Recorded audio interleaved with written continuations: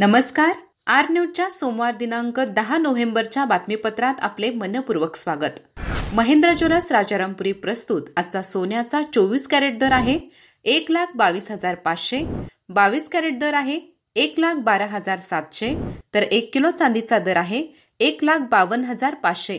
या बातमीपत्राचे प्रायोजक आहेत घरासारखी आपुलकी आणि नात्यासारखा जिव्हाळा जपणारी जनता बँक आजरा आणि प्रत्येकाच्या किचन मधला अविभाज्य घटक असणारा HP चहा. जसा हवा तसा चहा.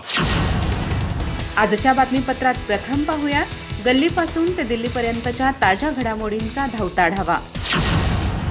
आणि स्थानिक बातम्यांमध्ये पाहूयात राष्ट्रवादी पक्ष कुठे एकाकी पडत असेल तर आघाडी घडवून आणणे ही माझी जबाबदारी. नामदार हसन मुश्रीफ यांचे प्रतिपादन. गडिंग्लजमध्ये झाली चंदगड नगरपंचायतीसाठी दोन्ही राष्ट्रवादीमध्ये दिलजमाई. चंदगडच्या आमदारांनी आम्हाला विचारलंच नाही म्हणून आम्ही दोन्ही राष्ट्रवादी एकत्र आणि चंदगड नगरपंचायतीवर आमचा झेंडा. माजी आमदार राजेश पाटील यांनी व्यक्त केला विश्वास.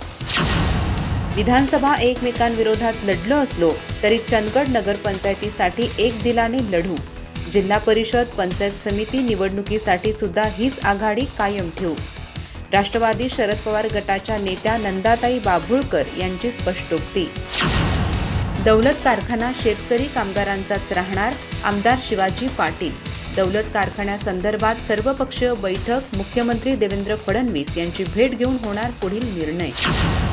पार्ले येथे अस्वलाचा हल्ला, 75 वर्षीय शेतकरी गंभीर जखमी.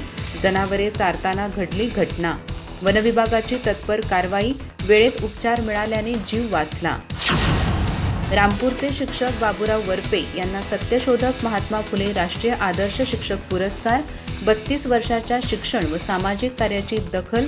पुरस्कार वितरण सोहळा 26 नोव्हेंबर रोजी शाहू स्मारक भवन कोल्हापूर येथे.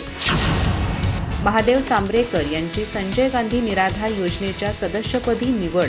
माणगाव ग्रामपंचायतीत करण्यात आला सत्कार. हे पद म्हणजे माणगावला मिळालेला मान. सट्टुप्पा फडके. अथर्व दौलत साखर कारखान्याच्या गळीत हंगामाची यशस्वी सुरुवात. पहिल्या साखर पोत्याचे पूजन चेअरमन मानसिंग खोराटे यांच्या हस्ते. वाहतूक यंत्रणा सज्ज. ऊस उत्पादक शेतकऱ्यांचे नुकसान टाळण्याचा प्रयत्न. न्यू इंग्लिश स्कूल चंदगडच्या 1987-88च्या माजी विद्यार्थ्यांचा आसगाव येथे स्नेह मेळावा.